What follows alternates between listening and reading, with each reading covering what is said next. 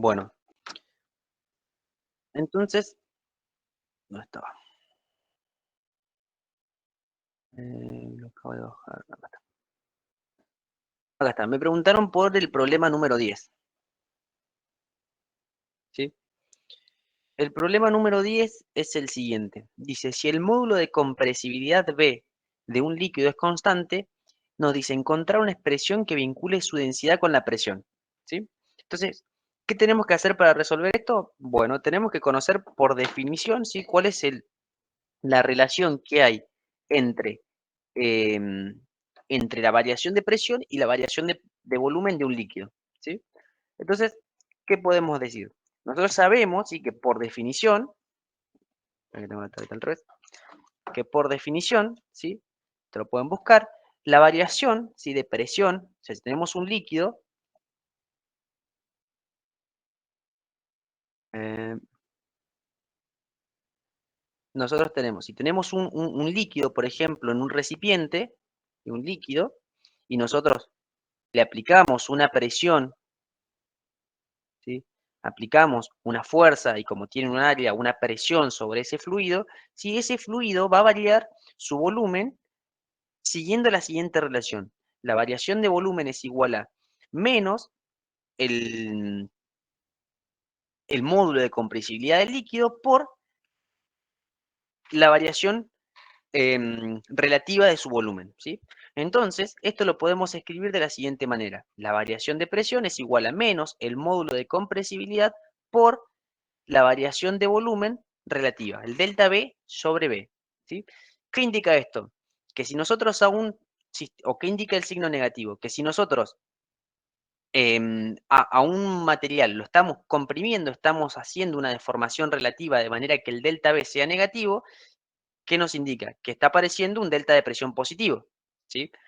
O al contrario, si nosotros comprimimos un material, le aplicamos un delta de presión, ¿sí?, el líquido se va a comprimir, ¿sí?, un volumen delta B, ¿sí? Acaba de entrar alguien. Em,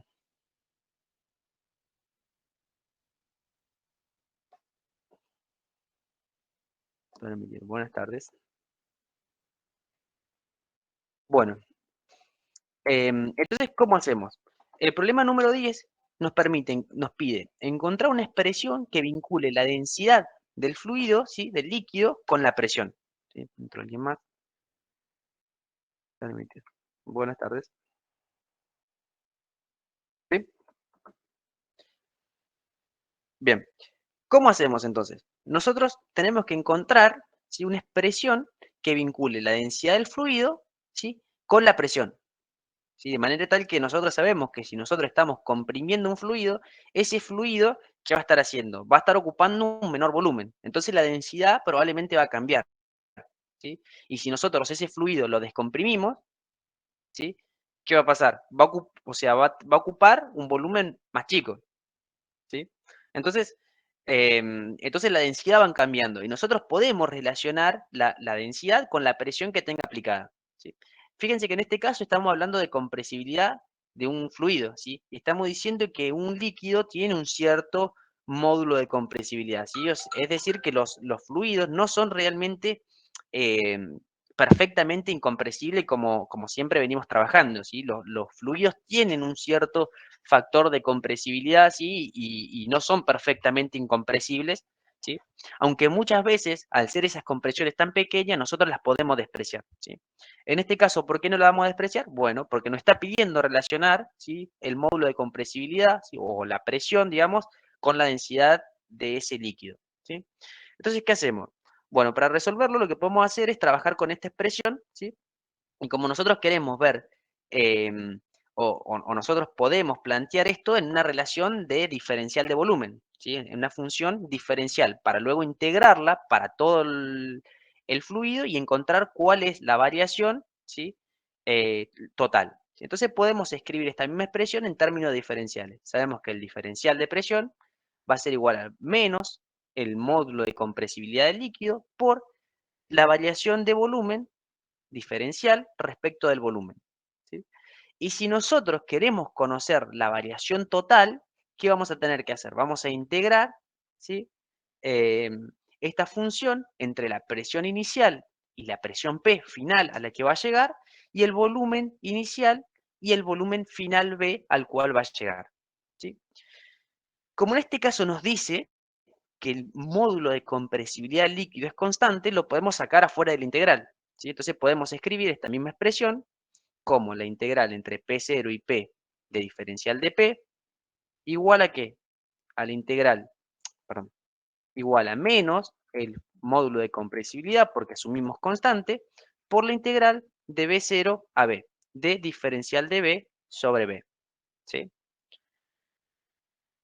¿Qué hacemos? Si nosotros resolvemos esta integral, obtenemos que el delta P, o la variación de presión, ¿sí? Presión final menos presión inicial, es igual a ¿qué? Es igual a menos B por la integral entre B0 y B de, entre B0 y B de diferencial de B sobre B. Esta integral, no sé si recuerdan, pero es lo mismo que la integral, ¿sí? De B sobre B0. ¿Recuerdan esto de análisis matemático? Sí, profe. Entonces, ¿qué podemos hacer ahora? Ahora tenemos relacionado, ¿sí? ¿Qué tenemos relacionado? Tenemos relacionado la variación de presión, ¿sí? Con la variación de volumen, ¿no? Sabemos que la variación de presión y la variación de volumen, ¿sí? Siguen esta relación logarítmica. Entonces, ¿qué vamos a hacer? Ahora vamos a intentar relacionar de alguna manera, ¿sí? Em, estas variaciones de volúmenes con las y de presión, digamos, con la densidad, ¿sí? ¿Cómo vamos a hacer eso? Bueno, primero vamos a recordar, ¿sí? Vamos a recordar que, em, que el volumen, ¿sí? O en realidad podemos ir un poco antes, nosotros sabemos que la densidad, o sea, vamos a quedarnos con esta relación, ¿no? Recordemos esta relación. Sabemos además que que la densidad es igual a ¿qué? ¿Qué es la densidad? Masa sobre volumen. Masa sobre volumen, ¿sí? Entonces, ¿qué pasa? Nosotros queremos relacionar de alguna manera variaciones de presiones con densidad, pero nosotros sabemos, a su vez, que la densidad está relacionada con el volumen con la siguiente relación. La densidad es la cantidad de materia ocupada por unidad de volumen, ¿sí? Entonces, podemos decir, bueno, el volumen, ¿a qué es igual? A la masa sobre la densidad, ¿no? Sí, sí. O quedémonos directamente con masa sobre volumen, me parece mejor. Masa sobre volumen, ¿sí? Entonces, ¿qué pasa? Si nosotros queremos relacionar densidad con variación de presión, ¿qué podemos hacer? Podemos despejar el volumen de esta ecuación, meterlo dentro de la ecuación de la densidad y relacionar, ¿sí? Lo que nos queda. Masa por, o sea, densidad por, em, en función de la variación de presión, ¿sí? ¿Se entiende esto que queremos hacer?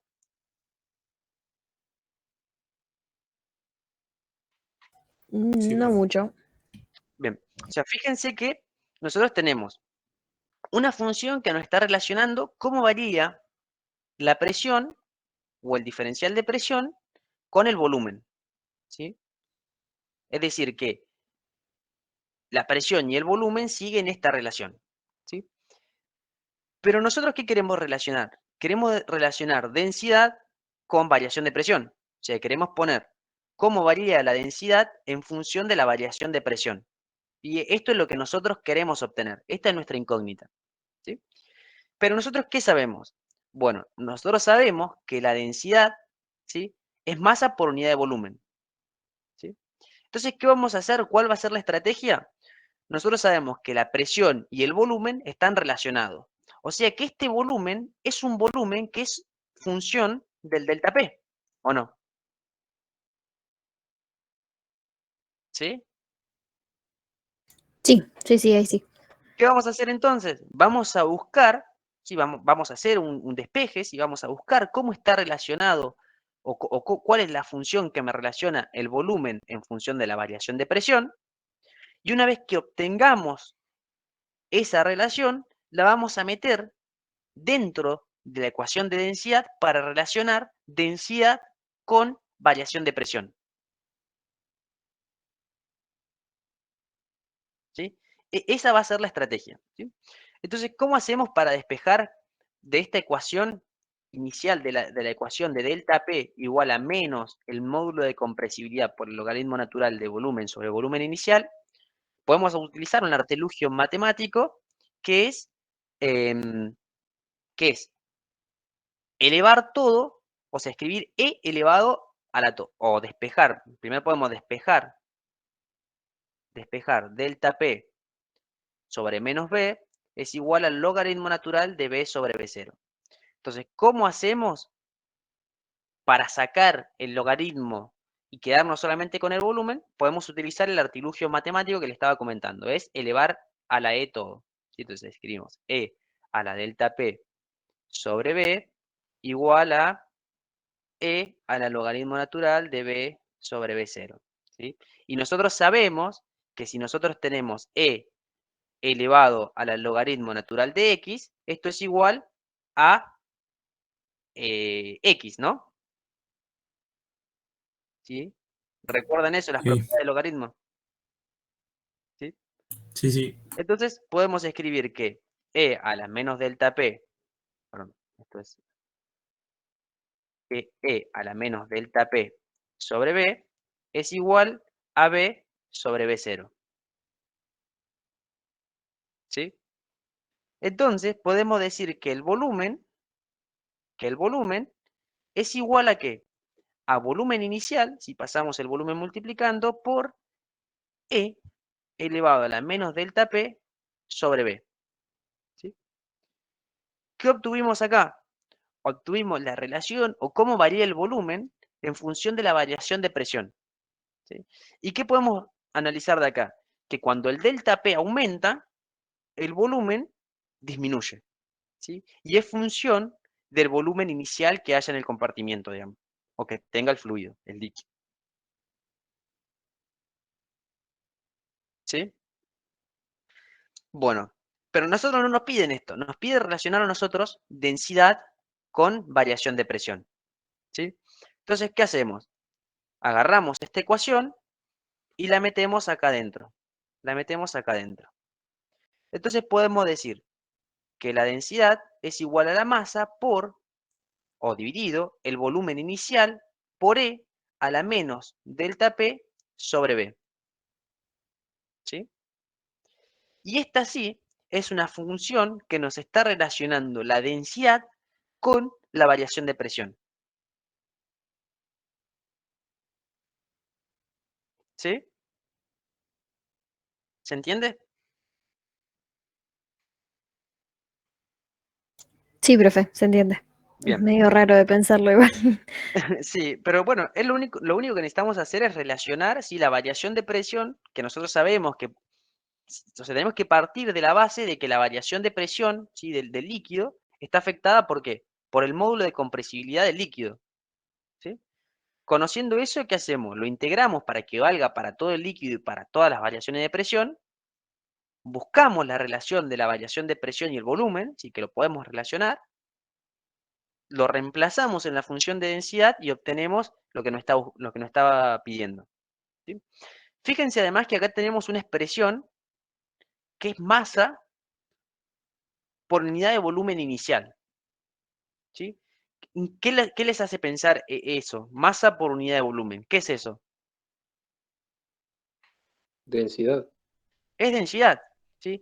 Y la masa, nosotros sabemos que si estamos comprimiendo un fluido y ese fluido no se fuga por ningún lado, esa masa va a ser constante. Por más que cambie su volumen o no, esa masa va a ser constante. Entonces nosotros podemos llamar a la masa por el volumen inicial la densidad inicial. ¿Sí? Entonces podemos escribir la densidad igual a la densidad inicial sobre E a la menos delta P sobre B. ¿Sí?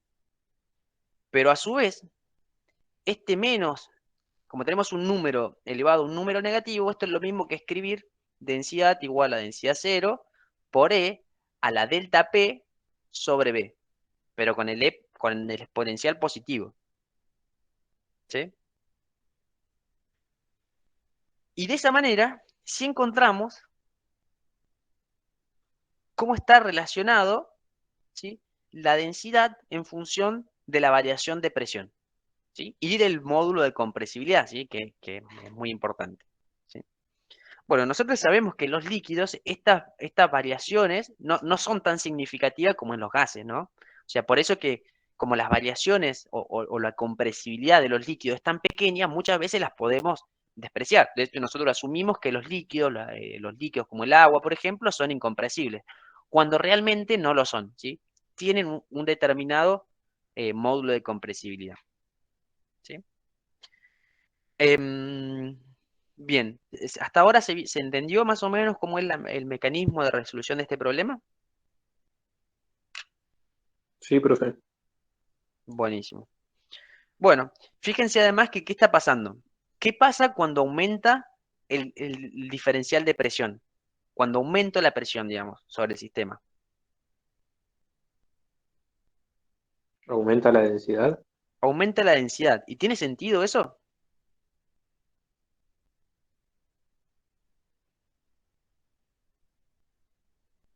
En-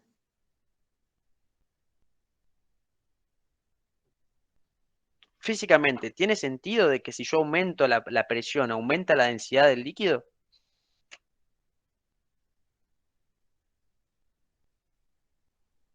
Sí, tiene sentido. Sí, tiene sentido, tiene total sentido, porque nosotros estamos agarrando, imagínense un recipiente que inicialmente tenía un determinado volumen de líquido, ¿sí? O sea, que tiene una cantidad de materia determinada, 1 kilo, por ejemplo, de materia.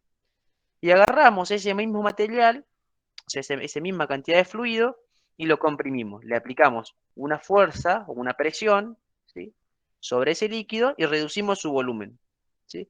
¿Cuánta materia tenemos en este volumen más chico? La misma. La misma, porque estamos asumiendo que no se fugó, que no hay pérdida de material ni nada. La cantidad de materia, la cantidad de moléculas, de átomos que hay adentro no cambia, pero sí está cambiando su volumen. Entonces, tenemos la misma cantidad de materia en un volumen menor. La densidad aumenta, ¿sí? ¿Sí? ¿Se entiende? Sí, profe, se entiende. Bien, esa Sí. sería la metodología para resolver este ejercicio, el ejercicio número 10. ¿Sí? Bien. ¿Alguna otra duda sobre el trabajo práctico?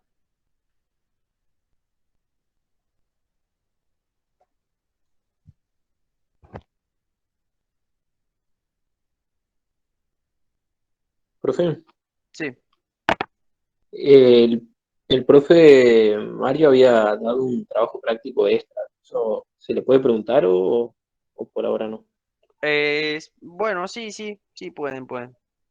Sí, la idea era un poco Sí. hablar del laboratorio, pero bueno, podemos de última Ah, verlo bueno, la no hay próxima problema, no hay clase. problema.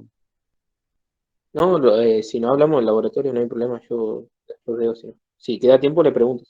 Bueno, bueno, sí. Dale, dale. O si no, pregúntamelo, porque si no, no, a ver. Bueno, hablemos un poco, les voy a hablar primero un poco del laboratorio y después consultamos las dudas, ¿sí? Porque me gustaría que antes de arrancar el laboratorio lean algunas cosas, ¿sí? Entonces está bueno que hablemos un poquito antes.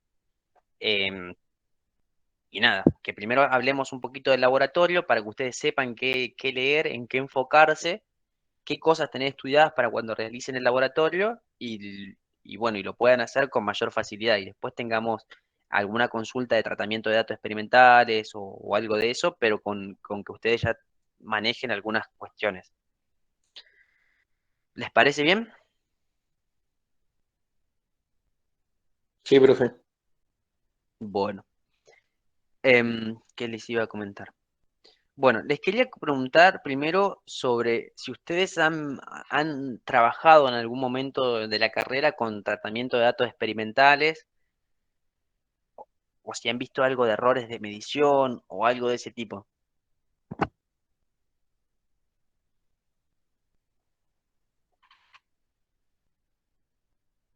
Creo que así como este, no.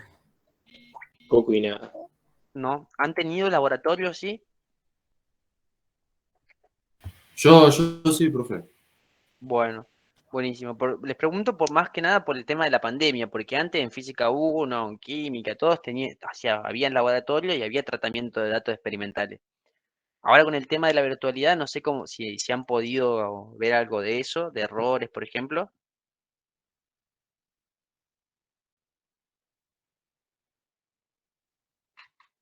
Incertezas, si le hablo de eso, ¿sabe más o menos de lo que le estoy hablando o no?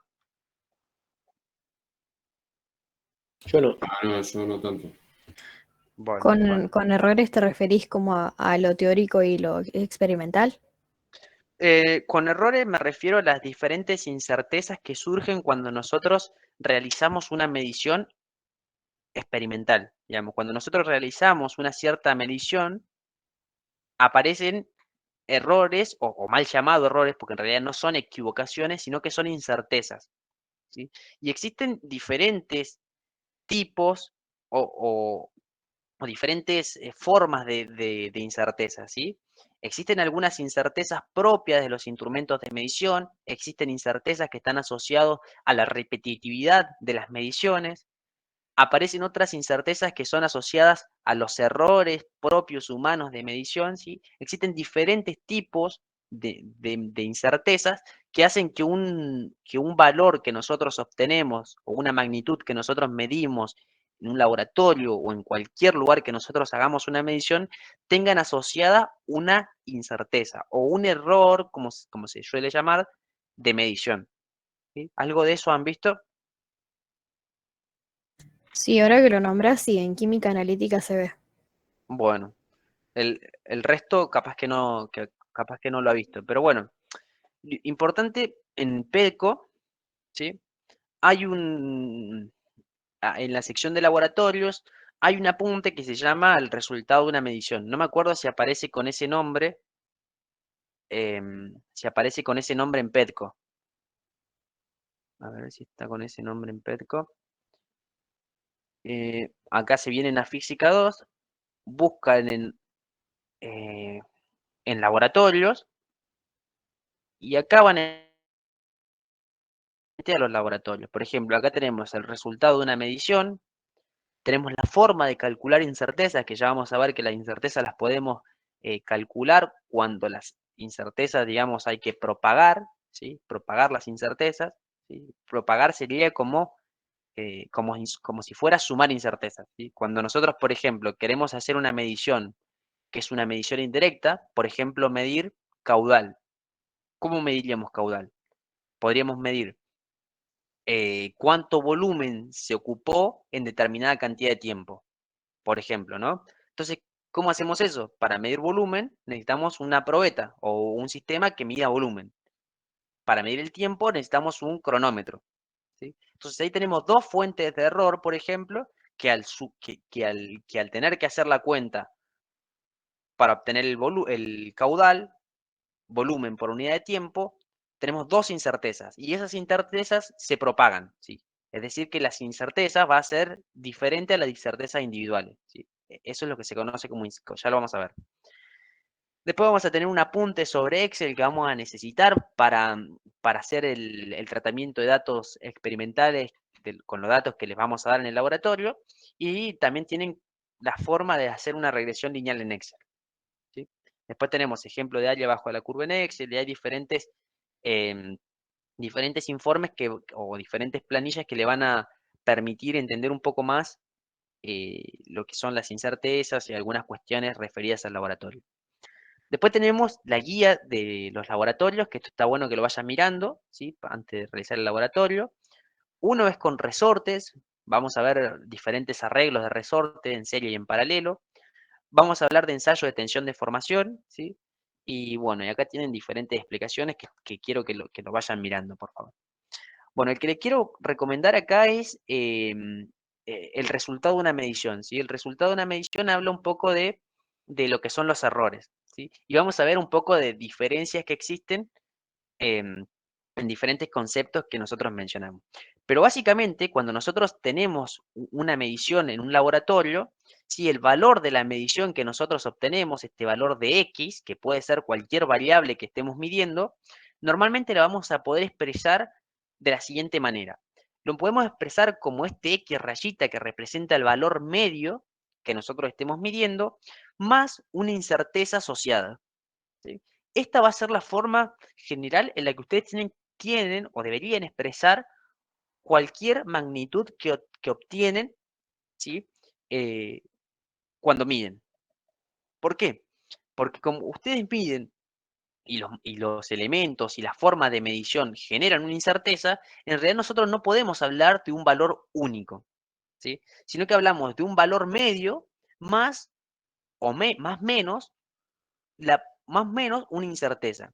Entonces no estamos obteniendo un único valor, sino que estamos obteniendo un intervalo donde obtenemos la probabilidad de que exista esa variable, ¿sí? ¿Se entiende eso, más o menos? Sí, profe. Sí, profe. Bien. Esa va a ser la forma general en la que vamos a encontrar y en la que van a tener que presentar cada uno de los valores que obtengan de los laboratorios. Y entonces tenemos que saber que lo vamos a expresar como un valor medio más un valor referido a la incerteza. Ahora el problema es, ¿qué tipo de incertezas hay y cómo las obtenemos? Bueno, eso es algo que es importante tener en cuenta. ¿Sí? ¿Dónde estaba? Bueno, acá van a encontrar un gráfico que habla de dos conceptos, precisión y exactitud, ¿sí? Y vamos a ver que precisión, ¿sí? Se refiere a la dispersión de puntos que nosotros obtenemos de una determinada medición, ¿sí? En este gráfico, ¿sí? Tenemos 4 figuras, ¿sí? La primera, la segunda, la tercera y la cuarta, ¿sí? La intersección de las dos líneas, ¿sí? De la vertical y de la horizontal, representa el valor real, ¿sí? Representa el valor real, ¿sí? Entonces, cuando nosotros podemos ver acá, por ejemplo, tenemos en el eje de las X, tenemos baja exactitud y alta exactitud. En el eje Y, por así decir, tenemos alta precisión y baja precisión. ¿A qué nos referimos cuando hablamos con precisión y exactitud? Bueno, exactitud nos referimos a cuán alejada está nuestra dispersión de punto de nuestro valor real, ¿sí? Por ejemplo, acá podemos tener una cierta cantidad de puntos que tienen bueno, en este caso también tienen una baja precisión, pero que están muy alejados del valor real, ¿sí? Fíjense que esta dispersión de puntos también está muy alejado del valor real. Eso es baja exactitud, es cuán alejado está nuestra dispersión de puntos de nuestro valor real, ¿sí? Eso es baja exactitud. Cuando hablamos de alta exactitud, es cuán cerca está nuestra dispersión de puntos de nuestro valor real, ¿sí? ¿Se entiende eso? Sí, ¿Sí, sí. no? Sí, profe. Bien. Y cuando hablamos de precisión, ¿sí? Cuando hablamos de precisión, estamos viendo cuán, cuán preciso es nuestro instrumento de medición, ¿sí? Es decir, cuál es la dispersión entre nuestros valores. Por ejemplo, acá tenemos una serie de puntos donde todas las mediciones sí nos dieron valores muy dispersos, ¿sí? Eso es una baja precisión. En cambio, los valores de abajo representan valores que están muy próximos entre sí. Es decir, que si nosotros realizamos la medición varias veces de ese sistema, nosotros estamos encontrando que todos están muy próximos entre sí. Eso es una alta precisión, ¿sí? Entonces, cuando hablamos de exactitud, hablamos de cuán alejado estamos de nuestro valor real, y cuando hablamos de precisión, hablamos de cuán es la cercanía, digamos, entre las diferentes mediciones, ¿sí? Entonces acá tenemos, estos valores son mediciones muy precisas, porque todas las mediciones nos dan valores muy cercanos, ¿sí? Pero ¿qué pasa?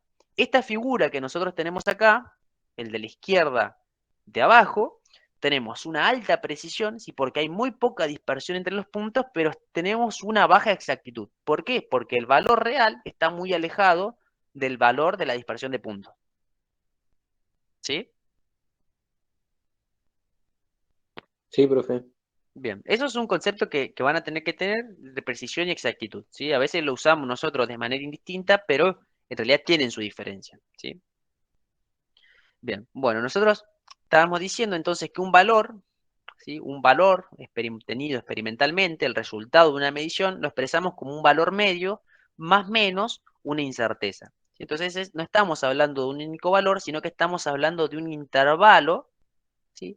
Donde el valor o la magnitud que nosotros estamos midiendo puede estar en cualquiera de esos intervalos. Y este sería como nuestro intervalo de confianza. Nosotros podemos decir, si estamos midiendo la longitud de una mesa, por ejemplo, podemos decir, bueno, la longitud de mi mesa está entre x menos delta x o x más delta x. Es decir, podría valer cualquiera de los valores que están dentro de mi intervalo. ¿Sí? Entonces, eso es la forma de expresar un valor, el resultado de una medición. ¿Sí? Acá se muestra un ejemplo, por ejemplo, el resultado de una medición de una longitud realizada con calibre es X, 12,54 milímetros, más menos 0,02 milímetros. ¿Qué quiere decir este más menos? Que nosotros podemos encontrar el valor de esa longitud, puede ser o puede estar comprendido dentro de 12,52 a 12,56, en todo un intervalo. Es decir, no podemos asegurar con exactitud cuál es el valor medio, o sea, cuál es el valor real, sino que podemos expresar un intervalo dentro del cual nuestra longitud se va a encontrar. ¿Sí? Esa es la idea de una medición. ¿Sí? Y fíjense que el problema ahora radica en determinar, ¿sí?, cuál es el valor de esa incerteza o cómo determinamos cuál es la incerteza asociada a la medición. ¿Sí? Y ahí es donde donde intervienen diferentes, me equivoqué, intervienen las diferentes fuentes de incerteza, ¿sí? Y vamos a encontrar que existen diferentes incertezas en la medición, ¿sí? Y aparecen incertezas de apreciación, incertezas accidentales, incertezas sistemáticas o existen otras incertezas, ¿sí? Pero básicamente, bueno, nosotros sabemos que medir, si es comparar un objeto, ¿sí?, compararlo con una medida patrón, ¿sí?, y representarlo en función de una medida patrón. Entonces tenemos diferentes sistemas a partir de los cuales obtenemos la magnitud de una medición. ¿Sí? Pero bueno, como ya dijimos, existen diferentes incertezas asociadas a los mecanismos de medición. ¿Sí? ¿Cuáles son las diferentes incertezas? Son estas: la de depreciación, las accidentales, las sistemáticas o existen otras. ¿Qué son las incertezas de apreciación? Las incertezas de apreciación la podemos definir como la menor división o escala, ¿sí?, de mi instrumento de medición. ¿Sí? ¿Qué quiero decir con esto? Que si yo estoy midiendo una longitud con una regla y la mínima división de esa regla es el milímetro, entonces mi incerteza de apreciación va a ser el milímetro. ¿Sí? ¿Se entiende esto que estoy diciendo? Sí, profe. Esa es la incerteza de apreciación. Es la menor división de mi instrumento de medición. Es decir, que si yo agarro con una regla y mido una longitud y me da 20 centímetros, en realidad nuestro valor, como la incerteza de apreciación es 1 milímetro, ¿sí?, nuestro valor va a estar comprendido entre 19,9, o sea, 19 centímetros, 9 o 20,1. ¿Sí? Entre el milímetro, o sea, tenemos 1 milímetro de incerteza. ¿Sí? Esa es la incerteza de apreciación. Después tenemos otro tipo de incerteza, ¿sí?, que se conoce como incerteza accidental. Es una incerteza que se pone, que se evidencia cuando repetimos muchas veces una medición. ¿Sí? Es decir, cuando medimos varias veces algo, nos puede pasar que nos dé valores diferentes. Por ejemplo, agarramos un calibre, medimos el diámetro de un objeto, y puede que si lo medimos 10 veces nos dé 10 resultados diferentes. Eso es lo que se conoce como incerteza accidental. Y es una incerteza que se da tanto de más, o sea, cuenta de más, o cuenta de menos. ¿Sí? Es independiente del sistema de medición. ¿Sí? Surge por medir muchas veces un mismo patrón, digamos. ¿Sí? Entonces, de ahí pueden surgir varias cosas. Que si medimos varias veces, nos puede pasar que todos los valores que medimos sean iguales o que se obtenga una serie de valores diferentes. ¿Sí? Entonces, ¿qué pasa cuando todos los valores son iguales? Nuestro valor medio va a ser igual ¿a qué? Al valor, ¿sí? Nuestro valor medio va a ser igual al valor que se repite. Y la incerteza va a ser la incerteza de apreciación del instrumento. ¿Sí? ¿Se entiende eso? Sí, profe. Bien. Sí, sí.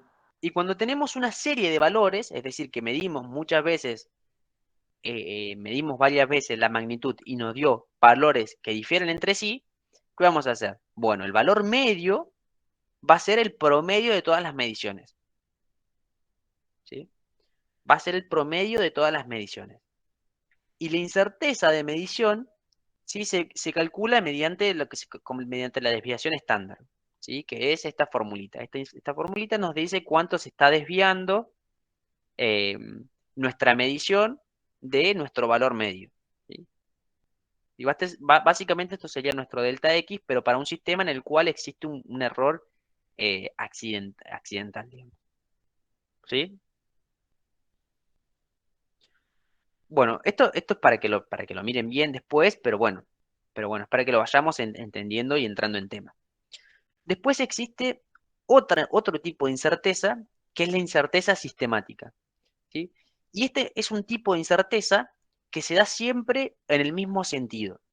Es decir, que si nosotros estamos midiendo un diámetro, por ejemplo, que es de 20 centímetros, y yo lo mido con mi instrumento, siempre me va a estar dando de más o de menos. ¿Sí? Pero se da siempre en el mismo sentido. O sea, siempre da más grande o siempre da más chico. ¿Sí?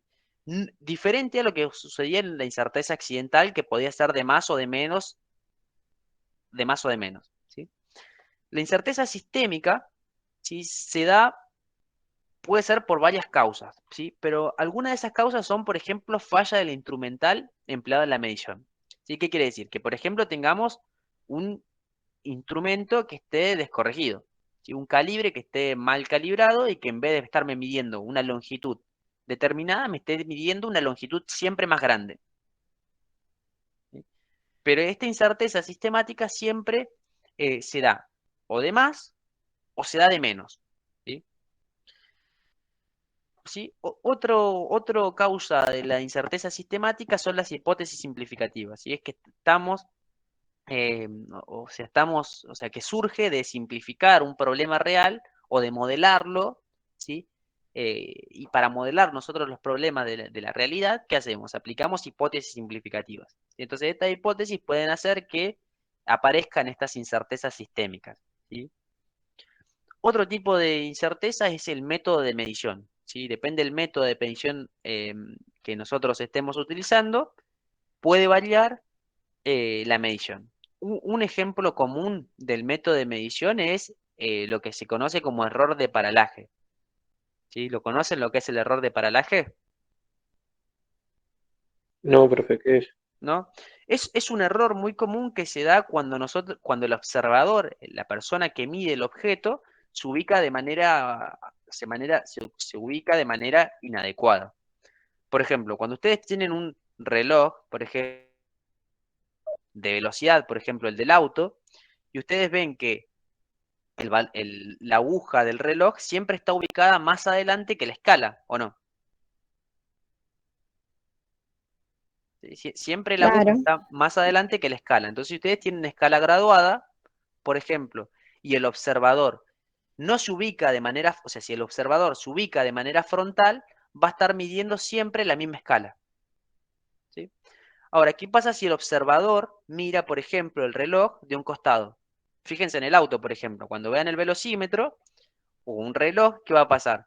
Ustedes van a estar viendo la aguja y esa aguja la van a estar viendo, como su visión va en este sentido, ustedes van a estar viendo que la aguja coincide con este valor. ¿Sí? Eso es el error de paralaje, es el error que surge de la incorrecta posición del observador con respecto al sistema de medición. ¿Sí? Entonces, ¿qué pasa? Si ustedes tienen al observador que siempre se ubica en este lado, el observador, ¿qué va a pasar? No importa lo que esté midiendo, el observador siempre va a estar midiendo un valor incorrecto. Va a estar midiendo este valor. Si la aguja está acá, el observador al estar parado en otra posición va a estar midiendo un valor incorrecto. ¿Sí? Esos son los que se conoce como error de paralaje. ¿Sí? Ese es otro tipo de ejemplo que puede llevarme a una incerteza sistémica. ¿Sí? Bien. ¿Se entiende más o menos hasta acá la idea de las incertezas? Sí, Sí, profe, profe. re bien. Sí, Bien. O sea, incerteza es eso. Son diferentes fuentes de inexactitud, por así decir, que hacen que mi medición experimental no sea un valor único, sino que tengamos un intervalo de probabilidad. Ahora, cuando hablamos de incerteza, existen diferentes fuentes de incerteza que nosotros tenemos que conocer para poder evitarlas y obtener valores más certeros. ¿Sí? Y cuando no podemos evitarlos del todo, tenemos que poder cuantificarlos para que nosotros saber realmente cuál es el intervalo de probabilidad de mi valor, ¿sí? De que mi valor esté dentro de un intervalo de confianza, digamos. ¿Sí? Bueno, después van a encontrar acá en este apunte como un resumen de los diferentes tipos de incertezas o incertidumbres que pueden aparecer, ¿sí? Por ejemplo, el de apreciación, que tiene que ver con la menor división de la escala del instrumento, las accidentales, que como les decía, se manifiestan al repetir muchas veces la medición y se pueden producir más o con menos. Las sistémicas son las que afectan la exactitud, ¿sí? Y que pueden ser falla del instrumental, las hipótesis simplificativas y de querer modelar un fenómeno real, el método de medición, ¿sí? Se producen siempre en el mismo sentido. Y después existen otros tipos de fuentes de incertezas, como pueden ser los errores de concepto, los errores de ejecución, los errores humanos, y existen otras fuentes de incerteza. ¿Sí?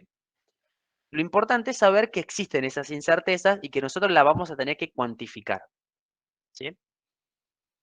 ¿Sí? Eso es muy importante, que existen incertezas que tienen diferentes naturalezas y que nosotros tenemos que poder cuantificar. ¿Sí? Entonces, una vez que nosotros, perdón, que nosotros sabemos que existen diferentes incertezas, nosotros tenemos que poder cuantificarlas. Ahora sabemos que existen, sabemos cómo las podemos cuantificar, ¿sí? Y ahora, ¿qué tenemos que poder hacer? Tenemos que poder expresarlas de manera correcta, ¿sí? Esto es un punto muy importante, ¿sí? Es un punto muy importante. ¿Cómo expresar de manera correcta una incerteza? Y acá se mira, se muestra un ejemplo, ¿sí? Dice que las incertezas se dan, o sea, tienen que tener, o sea, el resultado de una medición debe ir siempre acompañado de su incerteza. Y no es posible concebir valores determinísticos como resultado de medición, ¿sí? Y deben estar acompañados de las unidades empleadas. Y esto es muy importante, porque si nosotros medimos una longitud, no es lo mismo tener 297 más o menos 2 metros que milímetros, ¿sí? Entonces, o sea, parece una obviedad, pero es importante. Los resultados de la medición se tienen que expresar con su incerteza asociada y además con su unidad, ¿sí? Entonces esto es importante para cuando ustedes presenten el laboratorio que cumplan esto. Si midieron un valor, es decir que es una medición experimental. Entonces lo tienen que expresar con su incerteza asociada. Y además tiene que estar acompañado de su unidad. Eso es muy importante. Y acá dice, bueno, que las incertezas se dan con una única cifra significativa o en algunos casos se pueden dar con una segunda cifra, Por ejemplo, acá tenemos un valor, y que por ejemplo que acá se midió una velocidad. ¿Sí? Se midió la velocidad de un objeto y se obtuvo que el valor medio es 6.051,78 metros por segundo y que tiene una incerteza de 30 metros por segundo. ¿Hay algo acá que le llame la atención de la manera de expresar esto?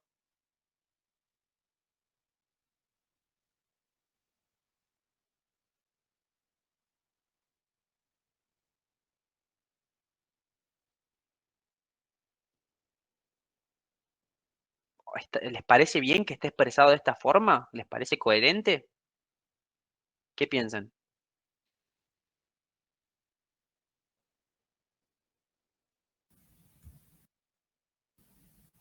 Yo veo raro los decimales nada más. Bien, eso es algo muy importante, porque fíjense, nosotros ¿qué estamos diciendo? Estamos diciendo que tenemos una incerteza de 30 metros por segundo. ¿Sí? O sea que tenemos un error o tenemos una incerteza del orden de decenas.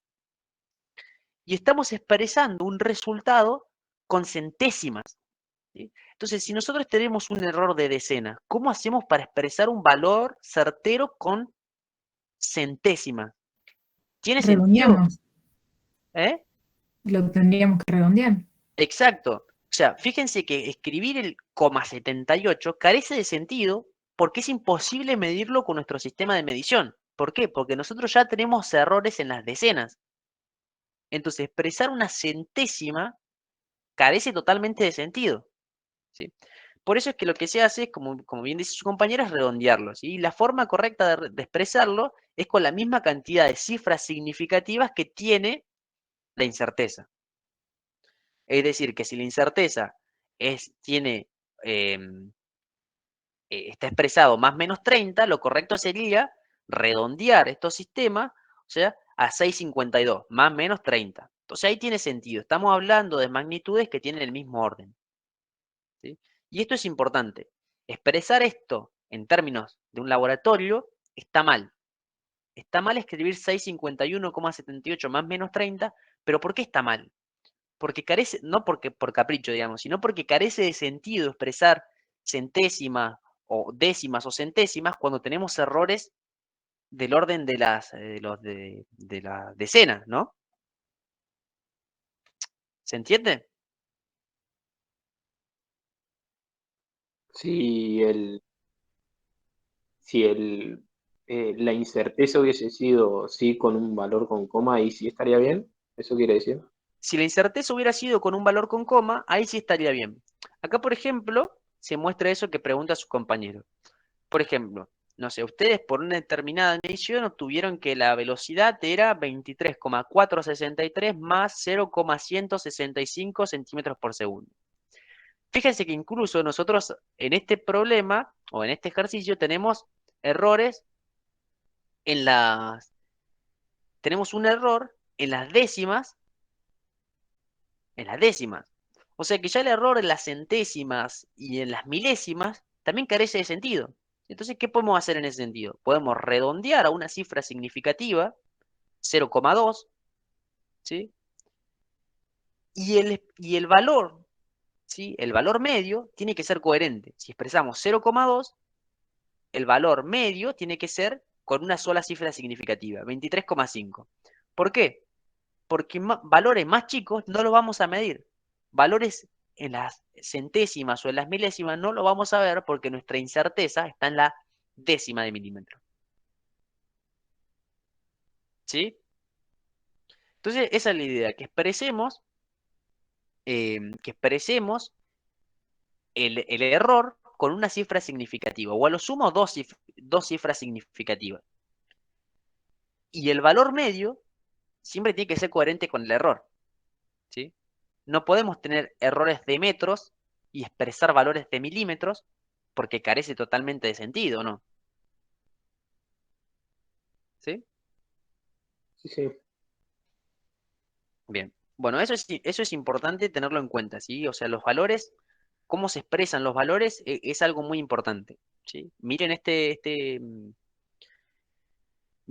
ejemplo, o sea, perdón, ejemplo no, este documento que está explicado, o sea, de manera muy detallada. También después me consultan y lo vemos. Pero ahora me gustaría hablarles de otro tipo de mediciones, que son las mediciones del tipo indirecta, ¿sí? ¿A qué nos referimos cuando hablamos de mediciones indirectas? Son mediciones que, como su nombre le indica, no lo podemos medir de manera directa. Por ejemplo, una longitud no la podemos medir de manera directa, pero una velocidad no la podemos medir de manera directa. Tenemos que medir el cambio de distancia en función, o la distancia en función de la distancia recorrida y el tiempo que transcurre en recorrer o recorrer esa distancia. ¿Sí? Eso sería una medición indirecta, que la estamos obteniendo a partir de la medición de dos magnitudes directas. ¿Sí? Entonces, ¿qué pasa cuando nosotros medimos algo de manera indirecta? Tenemos que usar, por decirlo de forma criolla, una fórmula para poder obtener ese valor de esa medición. ¿Sí? Y cuando nosotros tenemos que sumar, multiplicar, dividir valores que tienen incertezas asociadas, esas incertezas las tenemos que propagar para obtener la incerteza total de la magnitud que estamos midiendo de manera indirecta. ¿Se entiende eso?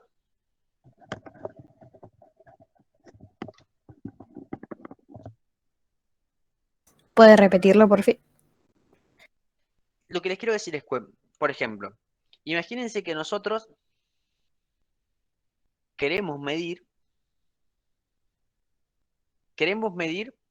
una velocidad, por ejemplo. Y para eso, ¿qué hacemos? Agarramos, vemos un objeto que se está moviendo, y el objeto se está moviendo en esa dirección, y medimos la distancia que recorrió en determinado tiempo. ¿Sí? Entonces, ¿qué hicimos? Bueno, queremos obtener la velocidad y para eso medimos distancia y medimos tiempo.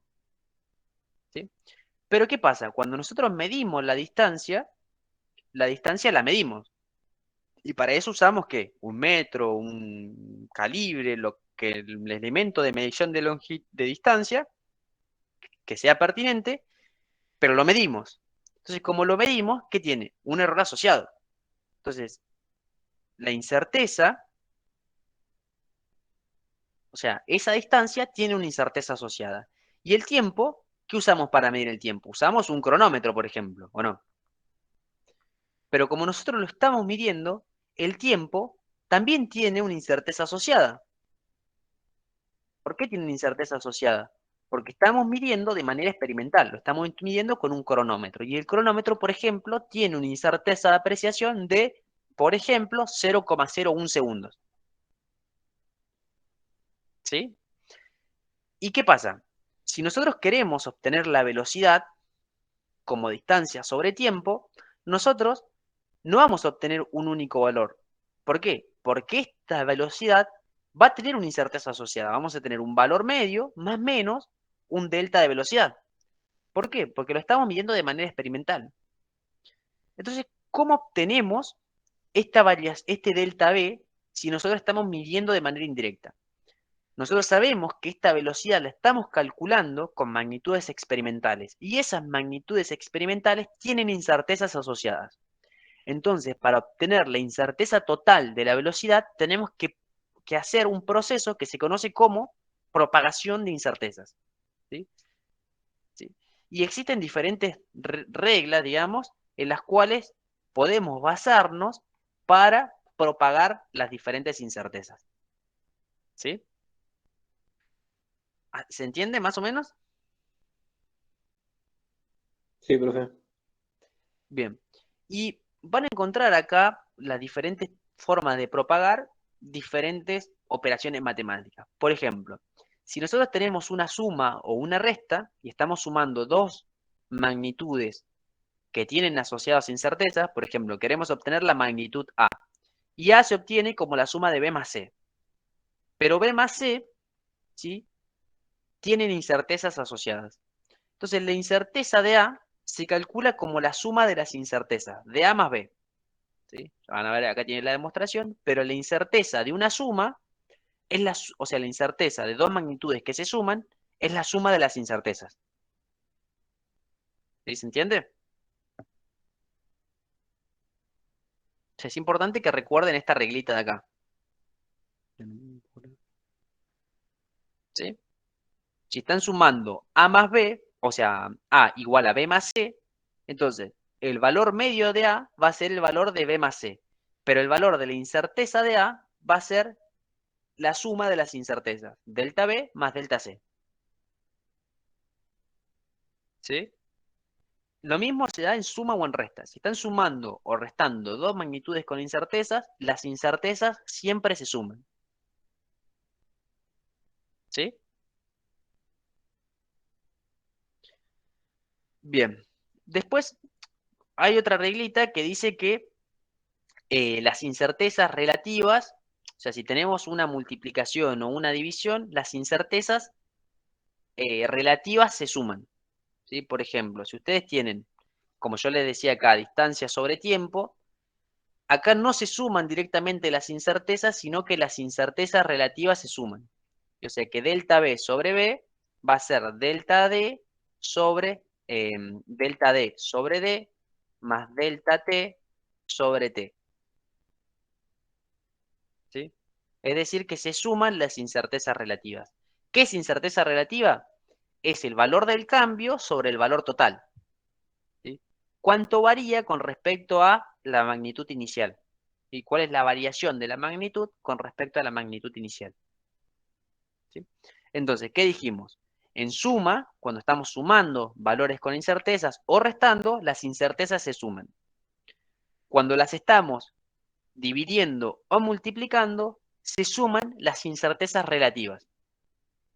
¿Sí? Todo eso está explicado en este documento. ¿Sí? ¿Y qué pasa además?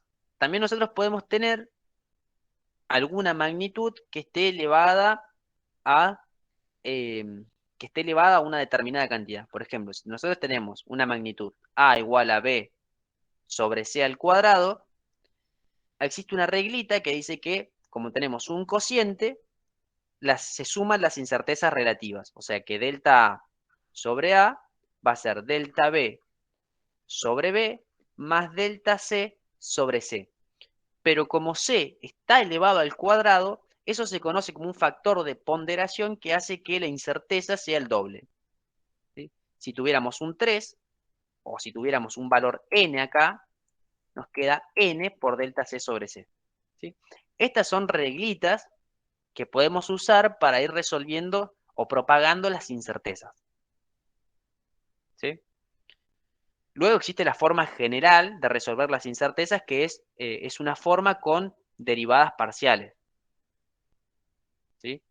Con derivadas parciales. ¿Sí? Que ya la vamos a ver también, pero bueno, está bueno que sepan que hay reglitas que simplifican los cálculos, digamos. ¿Sí?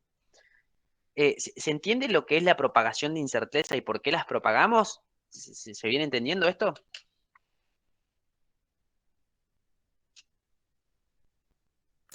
Sí, profe. Igual creo que voy a tener que leer el material bien.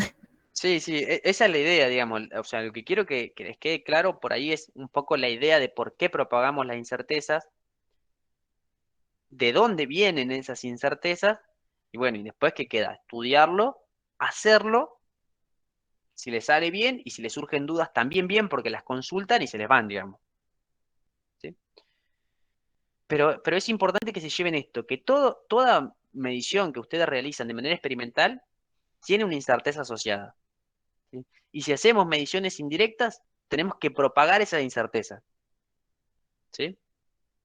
Para obtener la incerteza total. ¿Sí? Y eso surge, ¿de dónde surge? Surge de que estamos trabajando con valores que nosotros medimos. Y como medimos, tenemos determinados tipos de incertezas o errores. Normalmente mal llamado error porque, como ya vimos, hay tipos de incertezas que no son directamente una equivocación, sino que son incertezas propias de las mediciones. ¿Sí? Y esto es importante que lo entendamos y que lo plasmemos en el laboratorio.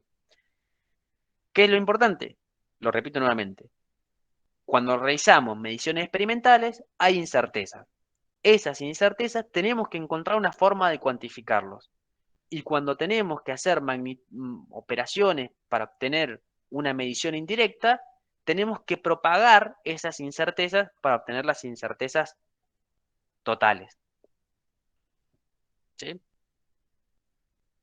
Bueno, después los invito a que lean este archivo y acá está explicado, o sea, de manera más, de manera más detallada de lo que yo le acabo de dar un resumen para que nos vayamos con la idea. ¿Sí? Acá está más detallado y la idea es que después lo consulten y lo vayan viendo con ejemplos reales, con los tratamientos de datos de los laboratorios y con valores reales para que veamos cómo se tratan estas variables, digamos. ¿Sí? ¿Se entiende más o menos? Sí, profe. Buenísimo. Es como una tolerancia. No, una tolerancia en realidad es cuánto nosotros le permitimos a una variable. Acá quiero responder lo que me preguntó su compañero. Me pone, es como una tolerancia. En realidad la tolerancia es cuánto yo permito que mi valor se desvíe de mi valor que yo quiero obtener. ¿Sí? Por ejemplo, tiene una cierta similitud, pero no es exactamente igual. Por ejemplo, yo estoy fabricando una pieza, ¿sí? Una pieza, y yo le digo, bueno, yo quiero que esta pieza por diseño tenga un diámetro de 20 centímetros, ¿sí? Y bueno, y quiero que mi tolerancia sea de 1 centímetro, ¿sí? Entonces, la manera de expresarlo es más o menos similar. Ustedes pueden decir, bueno, mi diámetro puede estar comprendido entre 20 centímetros más o menos 1 centímetro. Pero esto, al ser una tolerancia, es cuánto yo le permito a mi pieza que se desfase de mi valor promedio. ¿Sí? Tiene una similitud, pero es diferente, digamos. Es cuánto yo le estoy permitiendo a mi pieza que sea más grande o más chica que la magnitud real. Por ejemplo, si yo puedo obtener de manera muy precisa, por ejemplo, con un instrumento de medición que me mide hasta el milímetro, por ejemplo, agarro un calibre que me mide hasta el milímetro, mi medición podría estar, si yo tuviera un 20,001 milímetro, esto estaría dentro de mi tolerancia. Tiene un error, 20 centímetros, decímetro, milímetro, 20,01 sería 20,01 centímetros, que tiene un error en el milímetro, eso está dentro de mi tolerancia. ¿Sí? Ahora, si el valor que yo obtuve de la medición fue 21,2, por ejemplo, está fuera de mi tolerancia. ¿Sí?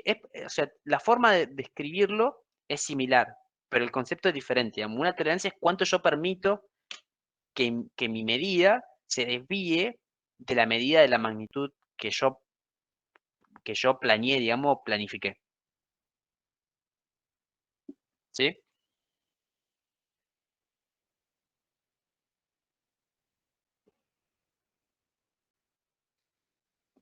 Buenísimo.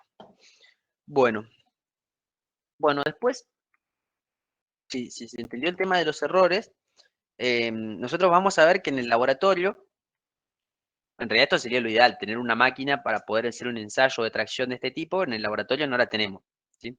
Pero esta es una máquina que permite hacer un ensayo de tracción, ¿sí? ¿Y en qué consiste? Consiste en una mordaza inferior y una mordaza superior. Con estas mordazas vamos a colocar el material que nosotros queremos ensayar en el medio, si lo vamos a colocar en el medio, lo vamos a fijar y vamos a aplicar una tensión, ¿sí? O una fuerza.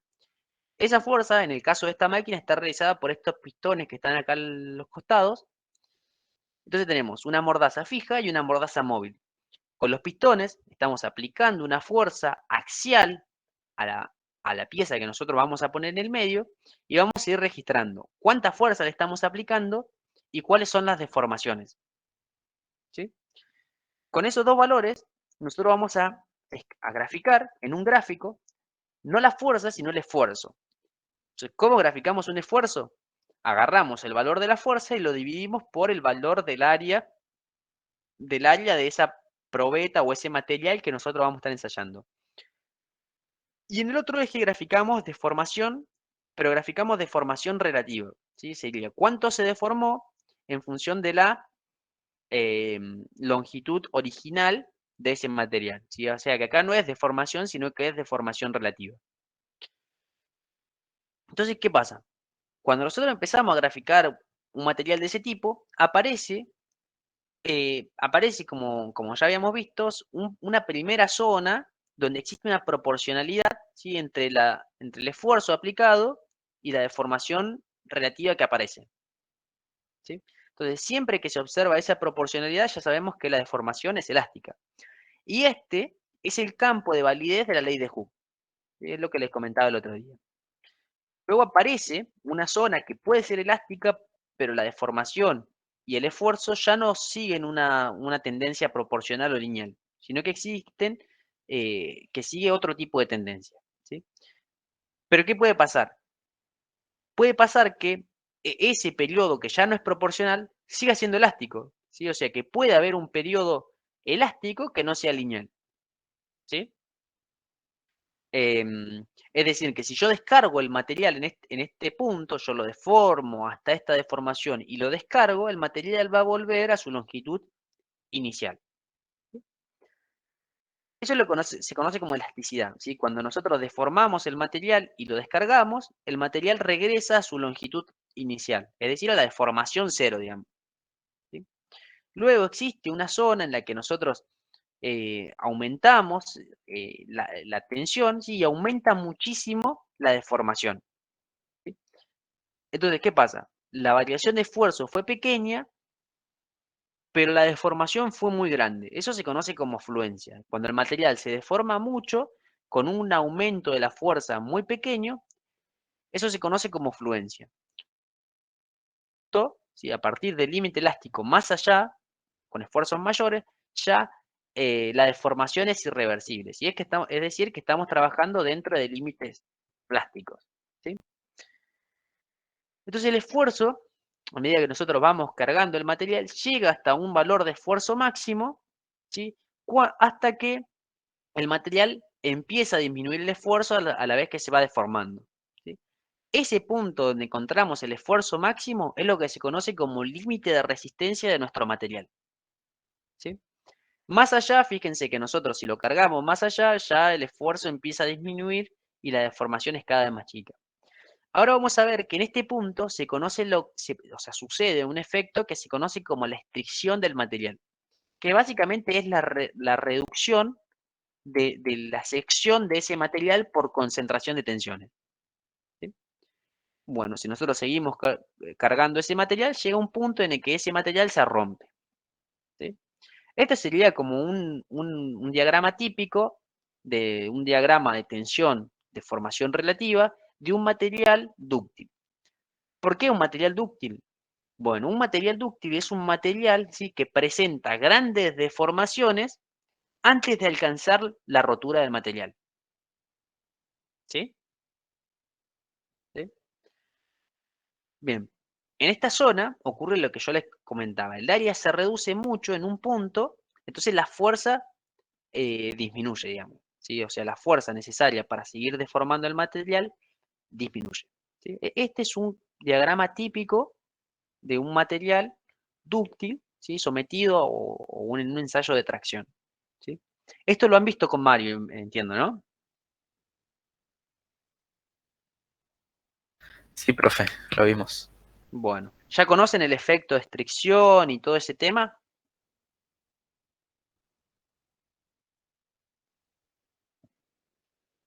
No sé, yo más o menos me sirve ver bien esto en detalle, así que. Bueno, dale, lo vemos. Bueno, ahora vamos a hablar de este fenómeno de estricción y todo. Pero ahora les quiero comentar algo. Cuando nosotros graficamos de esta manera un diagrama de tensión de formación, ¿sí?, en realidad estamos graficando un esfuerzo o una tensión aparente. ¿Y por qué la llamamos tensión aparente? Porque nosotros la estamos dividiendo por el área original o el área inicial que tenía esa sección de ese material, ¿sí? ¿Y por qué es importante esto? Porque nosotros, ¿qué pasa cuando nosotros traccionamos un material? Les consulto a ustedes. ¿Qué pasa cuando traccionamos un material?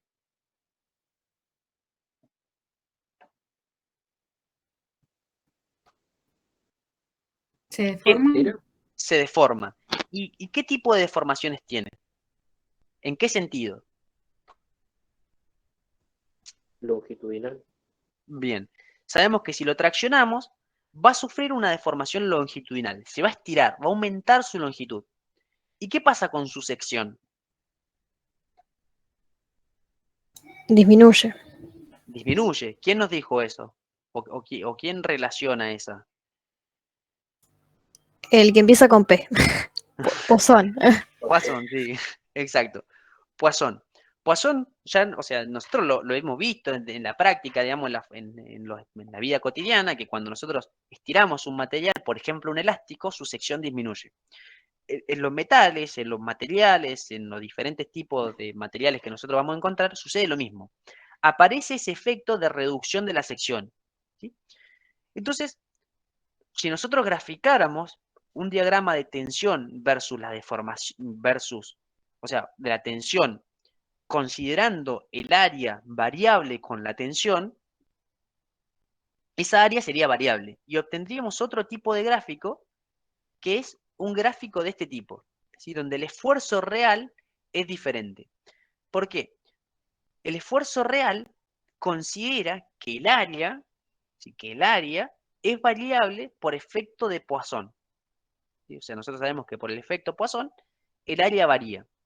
Entonces, esta sería, la gráfica azul, sería una gráfica, ¿sí? En la cual estamos graficando el esfuerzo real en función de la deformación, ¿sí?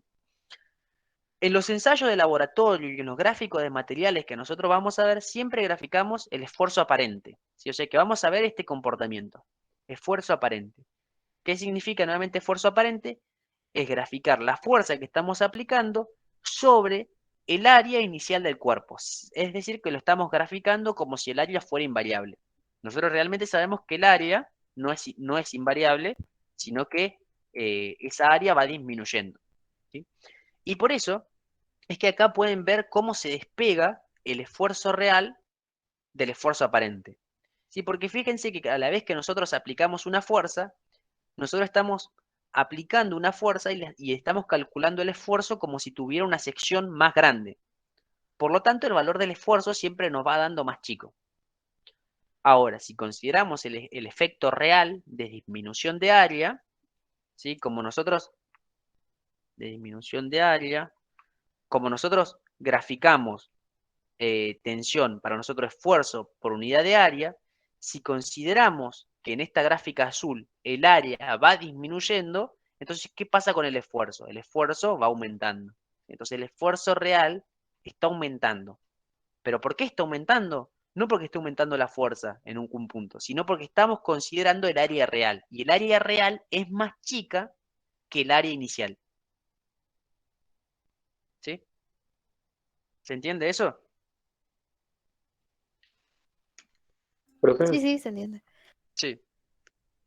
pero ¿cómo sería en el gráfico rojo de fuerza aparente? Con El esa esfuerzo, relación que hizo. bien, en el esfuerzo aparente, nosotros estamos siempre graficando, si el esfuerzo, si lo llamamos aparente, siempre estamos graficando la fuerza, pero por unidad de área inicial, ¿sí? Esta área la consideramos invariable y solamente estamos viendo las variaciones de fuerza. Ah, bien, bien. Bien, perfecto. Gracias. Esa sería la diferencia fundamental. Por eso es que, o sea, está bueno saber que existe esa diferencia entre el esfuerzo real, ¿sí? Y el esfuerzo aparente. Los gráficos de tensión de formación nosotros vemos esfuerzo aparente normalmente, ¿sí? ¿Sí? Y ahora, si entendemos esto, vamos a poder entender por qué en el efecto de la estricción, ¿sí? El esfuerzo o baja esta curva, digamos, ¿sí? Y por qué ya en este punto ya decimos que el material eh, llegó a su límite de resistencia, digamos, ¿sí? Antes de la ruptura. ¿Sí? ¿Se entiende hasta acá? Sí, profe. Bien. Bueno, este es un material, por ejemplo, es un gráfico que muestra un material donde no se ve de manera clara como en este el escalón de fluencia. No, acá es difícil ver dónde termina el límite proporcional, ¿no? Es más complicado ver dónde está la proporcionalidad o dónde se deja de perder la proporcionalidad del material. ¿Sí? ¿Se ve eso que es más difícil de determinar? Bueno, esto Sí, es el sí. comportamiento típico de otro material, ¿sí? Pero que no presenta un escalón de fluencia tan marcado como en el caso anterior, ¿sí? Pero por convención, ¿sí? Se puede adoptar, ¿sí? Que el límite elástico es lo que yo les decía la otra vez. se puede adoptar por convención, ¿sí? Que el límite elástico, o en realidad el límite elástico, ¿sí? Se encuentra siempre y cuando la deformación relativa, esto recuerden que es deformación relativa, está mal escrito acá, la deformación relativa, sea menor al 0,2% de la deformación, o sea, sea menor al 0,2%, ¿sí? Entonces se puede considerar que el límite elástico, el sigma elástico, está en ese punto, con deformaciones menores al 0,2%. Eso es una convención igual, porque puede ser, algún autor puede tomar 0,1%, ¿sí? Es un valor ¿cómo se llama? Es arbitrario, digamos, es como en base a la experiencia se ve que más o menos el límite elástico se encuentra dentro de deformaciones de ese tipo. ¿Qué implica? Que si nosotros deformamos el material, si por ejemplo lo llevamos a este valor de tensión, se va a deformar esta cantidad. Pero si nosotros lo descargamos el material va a volver por la misma curva hasta el valor donde la deformación es 0. Si nosotros cargamos más allá del material del límite elástico, ¿sí? Por ejemplo, hasta este valor, y el material se deformó hasta este punto, si nosotros descargamos el material en esta zona, que ya no es una zona elástica, el material no va a volver a su longitud inicial, sino que va a volver a una longitud en la cual ya tiene una deformación remanente, ¿sí? Y ya vamos a ver que si descargamos al material lentamente, nuevamente, la forma en la que este material vuelve, o la línea de tendencia en la que el material vuelve a su longitud inicial, sigue la misma inclinación que la curva de carga, ¿sí? ¿Sí? Pero bueno, en este material podemos ver que el escalón de fluencia o dónde termina el límite elástico proporcional no está marcado, ¿sí? Bueno, acá tenemos otro tipo de material, ¿sí? Que, o sea, este representa una curva típica, o sea, esquemática obviamente, de un material frágil. ¿Qué sería un material frágil? Bueno, un material frágil, a diferencia de un material dúctil, es un material que no admite grandes deformaciones en el régimen plástico, sino que se rompe rápidamente, ¿sí? Es decir, fíjense que este material nosotros lo cargamos con una determinada tensión, pero dentro del límite plástico admite deformaciones pequeñas. Se rompe antes. En cambio, un material dúctil como este, presenta grandes deformaciones. Fíjense todo lo que se puede deformar, si bien es esquemático, fíjense bien todo lo que se puede deformar antes de romperse, ¿sí? Esto es un material dúctil, esto es un material frágil.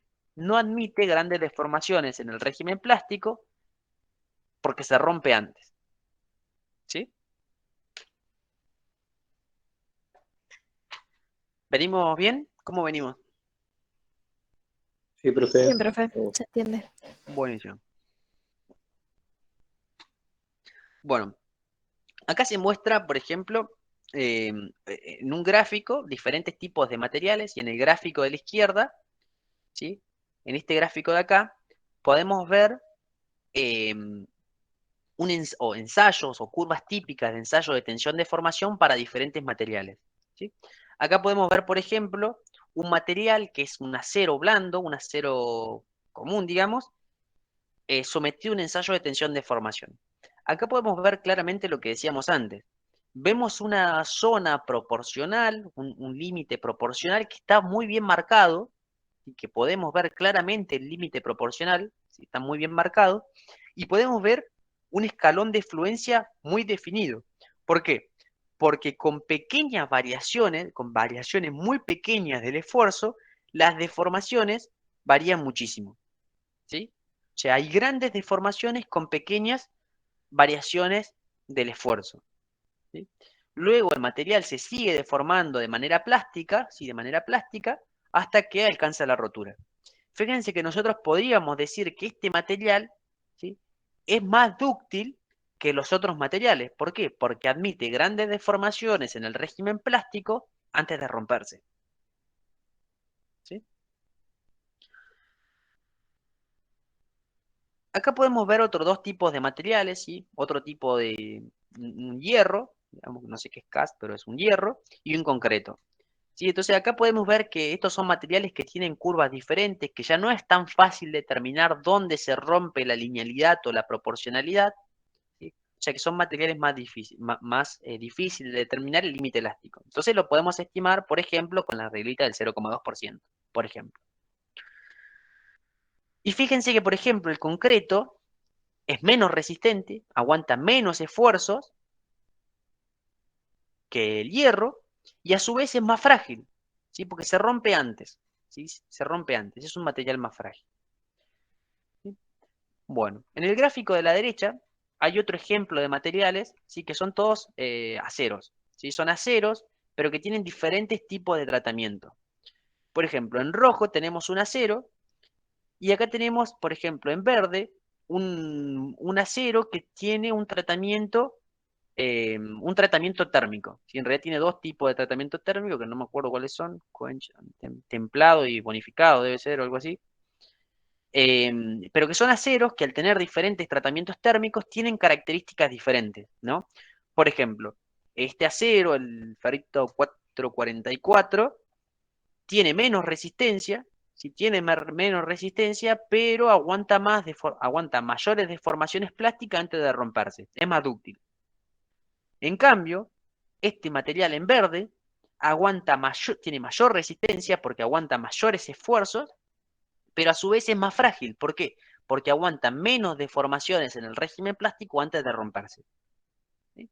Entonces ya vemos que para un mismo material, ¿sí? Ya cambia las curvas típicas o el comportamiento mecánico de esos materiales en función de los tratamientos que se hayan realizado. ¿Sí? Entonces es como que está bueno ver esto para que identifiquemos que existen diferentes materiales que presentan curvas de tensión de formación muy diferentes, que tratamientos térmicos o diferentes tipos de tratamiento en un mismo material provocan variaciones significativas en sus curvas de tensión de formación, es decir, en su comportamiento mecánico, ¿sí? Y que eso es lo que nosotros tenemos que analizar y entender de estos laboratorios, ¿sí? ¿Se viene entendiendo hasta acá? Profe, Sí. ¿por qué en el gráfico verde y comparado con el rojo, el verde es más frágil? El verde es más frágil porque admite menos deformaciones en el régimen plástico, ¿sí? Es decir, una vez que nosotros pasamos el régimen elástico, nos metemos en el régimen plástico, a este material lo podemos deformar muy poquito. Lo podemos deformar poquito porque luego se rompe, ¿sí? En cambio, el material rojo, nosotros lo podemos deformar mucho más, ¿sí? Es decir, Ah, fíjense cuánto lo podemos deformar en comparación de lo que podemos deformar al verde. ¿Sí? Lo podemos deformar mucho más. Entonces, este material, si bien es más duro, es más frágil. Fíjense que si yo deformo, si yo quiero deformar a los dos materiales la misma longitud, al material rojo lo puedo deformar tranquilamente, pero al verde no, porque cuando llegue a esta deformación ya lo rompí. está bien, entonces lo que define si un material es dúctil es cuánto se puede deformar, no Claro, cuánta fuerza o esfuerzo soporta. exactamente, con eso hablamos de, o sea, cuánto esfuerzo soporta, podemos hablar así lo que se conoce como la resistencia del material o límite proporcional del material, podemos ver cuál soporta más. En realidad este material verde soporta mucho mayor esfuerzo, es un material más resistente, un material más duro, por ejemplo, más resistente. Pero a su vez lo podemos deformar muchísimo menos, porque se rompe. Entonces, ese es un material más frágil. En cambio, el rojo es un material menos resistente, pero es más dúctil. ¿Sí? La ductilidad habla de eso, de cuánto lo podemos deformar, cuánto aguanta eh, antes de romperse, digamos, Algunos dicen que un material dúctil, o sea, si usted lee la definición, es aquellos materiales que lo pueden conformar en forma de hilos o conformar en forma de hilo. ¿Por qué podrían conformar un material en forma de hilo de este tipo? Porque nosotros a ese material lo estiramos y no se rompe. Entonces tiene una mayor facilidad a conformarlo en pequeños hilos, digamos, ¿sí?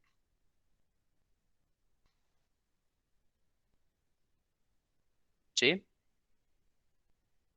Sí, profe, gracias. Bien, buenísimo. Bueno, acá veré un grafiquito muy esquemático, pero para que vean la diferencia entre una deformación elástica y una plástica. Nosotros sabemos que las deformaciones sí están regidas o están gobernadas por la fuerza de atracción intermolecular que existen entre las moléculas. ¿Sí? En una deformación elástica, lo que produce es solamente una separación de las moléculas. ¿Sí? Produce solamente una separación de las moléculas, de manera que cuando yo cargo el material, las moléculas se separan. Cuando descargo el material vuelve a su longitud inicial sin ningún tipo de reacomodamiento, digamos, de moléculas. En cambio, en una deformación plástica existe un reacomodamiento a nivel molecular, es decir, las moléculas buscan una nueva posición de equilibrio diferente al que tenían inicialmente. Entonces, como se produjo un reacomodamiento de esas moléculas, un reacomodamiento a nivel molecular, ¿sí? Cuando yo descarga ese material no va a poder volver a su longitud inicial porque ya las moléculas están acomodadas, conformadas de una manera diferente. ¿Sí? ¿Se entiende eso? Sí, profe. Bien, buenísimo. Luego aparece, bueno, acá hay un gráfico que habla un poco de lo que nosotros decíamos de la estricción y rotura del material, ¿sí? Cuando nosotros tensionábamos al material, ¿sí? Aparece, lo tensionamos, ¿sí? Lo tensionamos para acá, aparece, ¿sí? Lo que se conoce como una estricción. ¿Qué es la estricción? Es una reducción del diámetro, ¿sí? en un punto localizado de nuestro material. Y eso sería la estricción. Fíjense que los materiales dúctiles, que son esos materiales que aguantan grandes deformaciones, son los materiales que van a presentar esta estricción. ¿Por qué? Porque permiten deformarse mucho antes de romperse. Y normalmente estos materiales rompen por corte. ¿Por qué rompen por corte?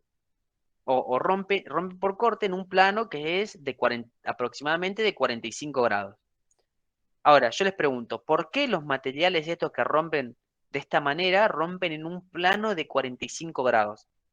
O sea, ¿pueden saber por qué?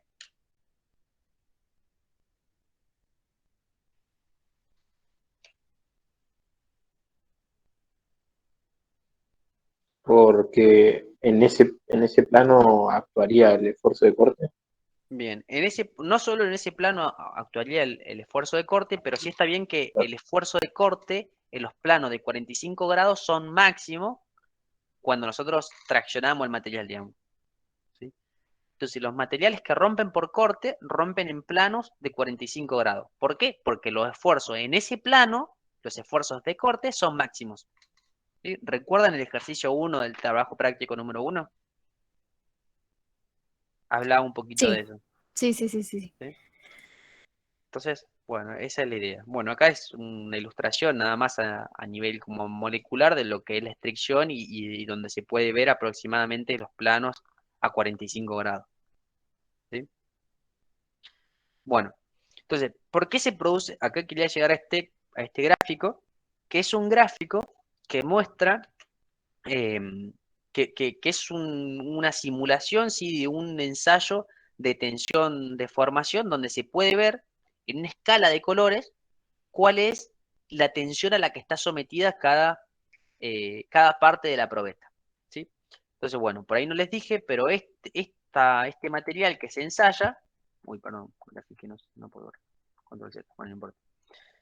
Este material que se ensaya se conoce como probeta, ¿sí? Y las probetas normalmente tienen esta forma, o normalmente no, tienen esta forma, que es una forma característica, ¿sí? Dependiendo del material puede ser cilíndrico, puede ser plano, así puede tener diferentes formas, pero todos tienen algo en común, y es que tienen una sección más chica y una sección, o sea, una sección más chica en el medio y una sección más grande en los extremos. ¿Por qué se imaginan que el material tiene una sección más chica en el medio y más grande en los extremos?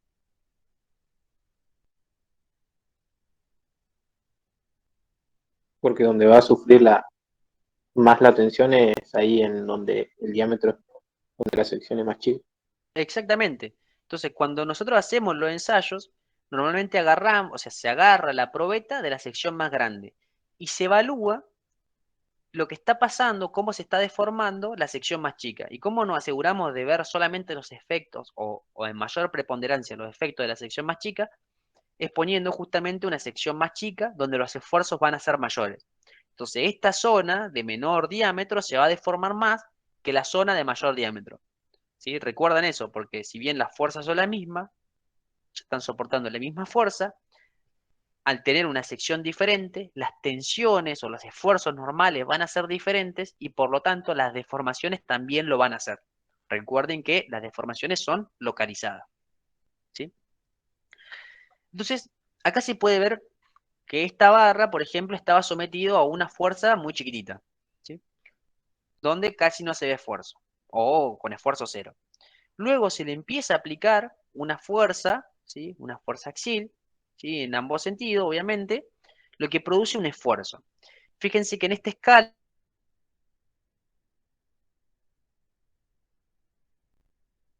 en gris, la parte más de abajo es un esfuerzo cero, y a medida que sube en el gráfico, o cambia esta tonalidad de colores, se ven mayores esfuerzos. ¿Sí? O sea, en rojo sería mayor esfuerzo, en gris sería menor esfuerzo, y acá tenemos toda la escala de colores intermedios que representan cómo varía el esfuerzo en cada sección. ¿Sí? ¿Se entiende el gráfico? Sí, profe. Bien. Fíjense ahora qué pasa.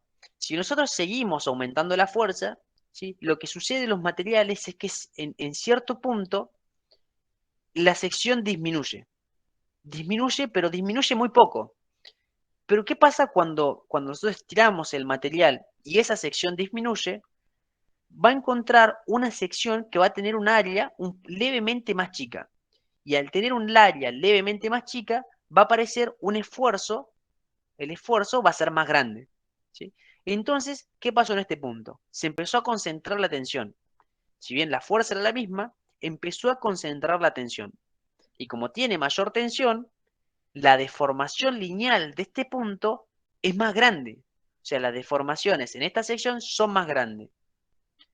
Como las deformaciones lineales son más grandes, las deformaciones transversales por el efecto Poisson también lo son. Es decir, que ese punto concentra tensiones, se deforma más se deforma más longitudinalmente y a su vez reduce más su sección. ¿Sí? ¿Me siguen hasta acá? Sí, profe. Bien. ¿Qué pasa si nosotros seguimos aumentando la fuerza que le estamos aplicando? El esfuerzo se empieza a concentrar, ¿sí? Aumenta en toda la sección, pero en la sección donde tenemos una menor sección, ese esfuerzo se concentra y empieza a aumentar porque el área es más chica. Entonces se produce un fenómeno localizado que se conoce como la estricción. Se produce una concentración de tensiones en ese lugar donde se reduce más la sección y lo que se está produciendo es ese efecto, que como el área es más chica, la tensión se concentra. ¿O qué quiere decir que se concentra? En realidad que aumenta la tensión localizada en ese punto, en realidad. No es que se concentra. O sea, se produce un aumento localizado de tensión. Como aumenta la tensión, y nosotros sabemos que las tensiones son proporcionales, o mientras más tensión tengamos, mayor deformación longitudinal tenemos, esa zona se está deformando longitudinalmente mucho más que las otras zonas. Y a su vez, como las deformaciones longitudinales son mayores, por efecto Poisson, la deformación transversal es más chica y se vuelve a concentrar aún más la tensión. Entonces la tensión, fíjense cómo va aumentando de manera localizada a la vez que va disminuyendo la sección. ¿Sí? Y ese es el efecto de la estricción. ¿Sí? Ese es el efecto que nosotros veíamos en el gráfico en este punto. ¿Sí? Que veíamos en el gráfico acá. En este punto ya se empezaron a concentrar las tensiones. En este punto se empezaron a concentrar las tensiones. En la probeta las tensiones son cada vez mayores en esa zona que se va haciendo cada vez más pequeña y por lo tanto el material ya pierde su resistencia, digamos. ¿Sí? Y ese es el efecto que nosotros habíamos mencionado como estricción. El área se reduce mucho en un punto y entonces la fuerza para deformarla ya es más chica, aunque el esfuerzo es más grande. ¿Sí? Por eso es que acá esta curva de tensión aparente baja, porque la fuerza es más chica, aunque el esfuerzo es más grande. ¿Por qué? Porque el área o la sección de esa zona en ese punto es más chica. ¿Sí? Eso es lo que se conoce como la estricción del material. ¿Sí? ¿Se entiende un poco lo que es los ensayos de tensión de formación, cómo se realizan las diferencias? ¿Sí? Sí, Sí, sí. profe.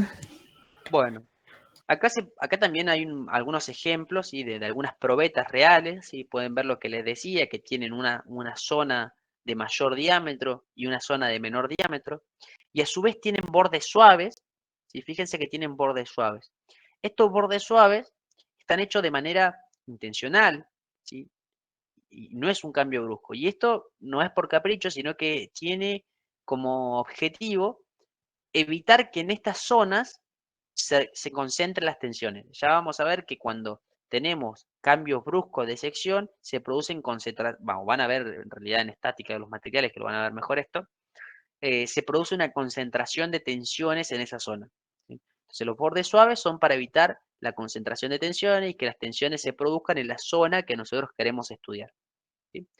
Acá hay un ejemplo de un material que fue estirado. Fíjense cómo su longitud aumentó, lo pueden notar, cómo su sección fue disminuyendo y en la zona donde se produjo la estricción y finalmente la rotura, cómo disminuyó mucho más el área. Fíjense que este material admitió una gran deformación y que se puede notar muy levemente que el plano de rotura es aproximadamente 45 grados. ¿Sí? Eso es un material que es un material dúctil, digamos. Ah, profe, o sea que la ruptura no es necesariamente justo en el medio. No necesariamente todo, o sea, todo depende mucho de la homogeneidad del material, porque si en algún punto, por alguna razón, el material disminuyó un poco su sección más que en otro punto, se empieza a concentrar la tensión. ¿Sí? Y todo depende de eso, del punto en el que se empiece a reducir más que otro. ¿Sí? Por ahí no se redujo justo en el medio, sino fue un poco más arriba, y por ahí fue por un efecto del material que fue en ese punto que se empezó a reducir, entonces la tensión aumentó en ese punto y ya está. Una vez que aumentó en ese punto, se empiezan a hacer cada vez mayores porque el área es cada vez más chica. ¿Sí? No necesariamente va a romper exactamente en la mitad, digamos. Ahí eso no es predecible, digamos, no es No, como eso que... no es predecible y además fíjate que en realidad dentro de estos valores, dentro de esta zona, uy, perdón, dentro de esta zona, fíjate que es igual de probable que se rompa en cualquier parte. ¿Por qué? Porque el diámetro del material, o sea, si está construido adecuadamente, es el mismo en toda esta zona, digamos. Toda esta zona, el diámetro es el mismo. Entonces se podría producir en cualquier punto esa estricción. Pero ¿qué pasa? Como nosotros el material es más grande en la zona exterior, nosotros nos aseguramos de que la estricción se genere sí en la zona más delgada y no en la zona exterior donde está agarrado con las mordazas. ¿Sí? Bueno, profe. En el chat hay preguntas. A ver. Em,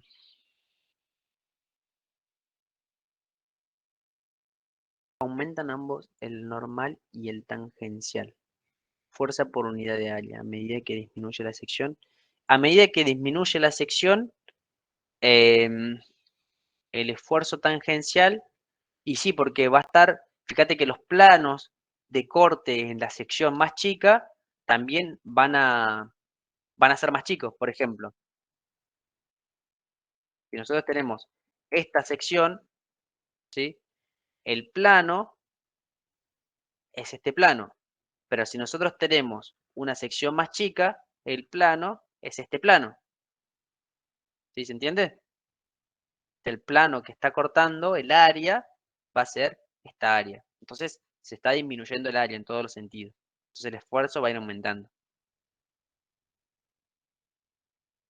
¿Sí? ¿Sería predecible si supiéramos cómo está el material por dentro? Bueno, si supiéramos que hay un material que justo tiene una, no sé, una falencia, podríamos decir, bueno, si en ese punto podríamos saber en qué punto exacto, pero es muy complicado, digamos. No, de hecho, en la práctica no podemos saber. Nico, ¿no te quedó la pizarra del miércoles pasado? No, Yanela no la tengo, yo borré la pizarra.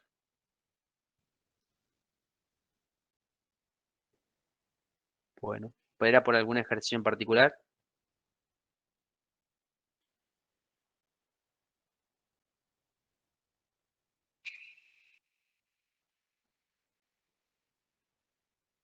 Es porque no puede estar. Ah, qué garrón. Bueno, si alguno tiene fotos o grabó o algo, se los puede pasar ahí a la compañera. Se lo puede pasar ahí a la compañera Yanela para que lo vea.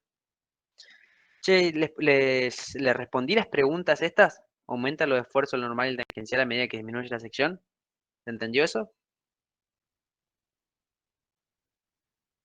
Buenísimo. Joya. De nada. Bueno, entonces esa sería la idea. Después es importante que sepamos que hay otros factores que influencian nuestro ensayo de tensión de formación, los ensayos con los que hacemos para obtener las propiedades mecánicas de los materiales, ¿sí? Este gráfico básicamente lo que quiere mostrar es un mismo material sometido a diferentes o en el cual se realizaron ensayos de tensión de formación, pero a diferentes temperaturas del material, ¿sí? El mensaje que quiero que les quede es que varía. O sea, nosotros nos podemos imaginar que no es lo mismo hacer un ensayo de tensión de formación a un acero a 20 grados centígrados que realizárselo a 400 grados centígrados, ¿sí? Las propiedades mecánicas de ese material van a ser diferentes, vamos a obtener curvas diferentes. Entonces, eso es el mensaje que quiero que les quede, que la temperatura, por ejemplo, es un factor muy importante que influencia en nuestros ensayos. Por eso, en los laboratorios en los que realizan nuestros ensayos de manera formal, digamos, los ensayos están estandarizados. Se realizan a determinada temperatura estándar, digamos, ¿sí? Para obtener siempre o poder comparar materiales bajo las mismas condiciones, ¿sí? También lo podemos hacer a diferencia, o sea, si nosotros sabemos que un material durante su vida útil lo vamos a tener sometido a determinadas condiciones de temperatura, podríamos realizar el ensayo de ese material en esas condiciones de temperatura para ver cuál es su comportamiento real a esas condiciones de temperatura, ¿sí? Importante, la temperatura es un factor muy importante al momento de realizar ensayos de tensión de formación. Y de hecho presentan curvas que son muy diferentes. ¿Sí? Este gráfico busca también reflejar esto que estoy diciendo, ¿sí? Entonces es importante que sepan que la temperatura es un factor muy importante. ¿Sí? ¿Vamos bien hasta ahora? Sí, profe. Sí, profe. Esto seguramente lo vieron con Mario, pero seguramente vieron que en una deformación plástica, por ejemplo, si nosotros cargamos un material, ¿sí? O imaginemos que la curva típica de este material, ¿sí? Es esta curva punteada, ¿sí? Es esta curva punteada. Si nosotros vamos cargando el material, le vamos aplicando un esfuerzo, que es este que está graficado en línea llena, digamos, en línea continua, hasta este punto, ¿qué pasa si nosotros descargamos el material?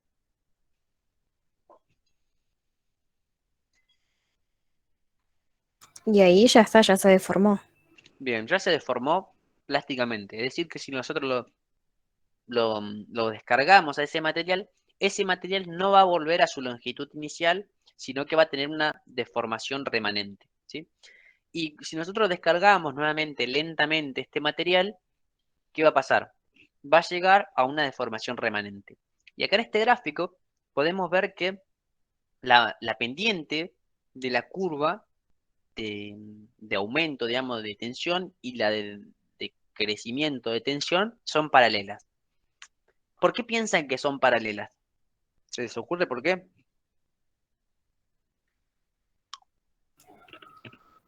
Por el módulo de Young. Porque, Sí, ¿qué más? El módulo de Young. Que no va a volver a tener esa forma. Bien. No va a volver a tener exactamente esta forma, pero ¿por qué esta curva acá hasta acá, digamos, vemos que esta curva tiene la misma pendiente que esta curva? porque ahora va a ser como un material nuevo, entonces cuando se le aplique de nuevo la tensión, se va a comportar de manera proporcional, de nuevo, Se va a comportar, perdón, no escuché, de manera. como proporcional, o sea, no Bien. se va a formar plásticamente, por así decirlo.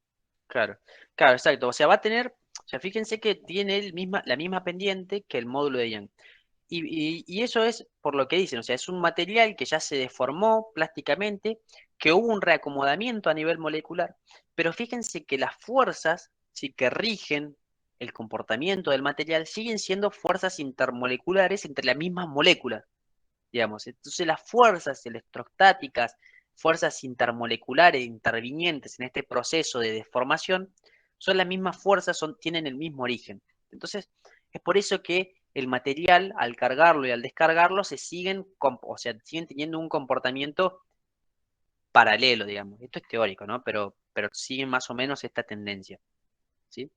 Por eso es que al cargarlo y al descargarlo siguen la misma pendiente, porque las fuerzas que rigen el comportamiento del material siguen siendo de la misma naturaleza. Reacomodadas, ¿no? Porque las moléculas se reacomodaron, pero siguen siendo de la misma naturaleza, ¿sí? Entonces, eso sería una deformación plástica, ¿sí? O sea, que el material yo lo deformé y quedó con una deformación remanente, o sea, quedó con este valor de deformación remanente. Es decir, que su longitud ya no es o sea, ya no tiene la misma longitud que la longitud inicial, ¿sí? Sino que está con una deformación remanente. Y ahora yo les pregunto, ¿saben qué pasa si yo al material lo vuelvo a aplicar una tensión o un esfuerzo de tracción?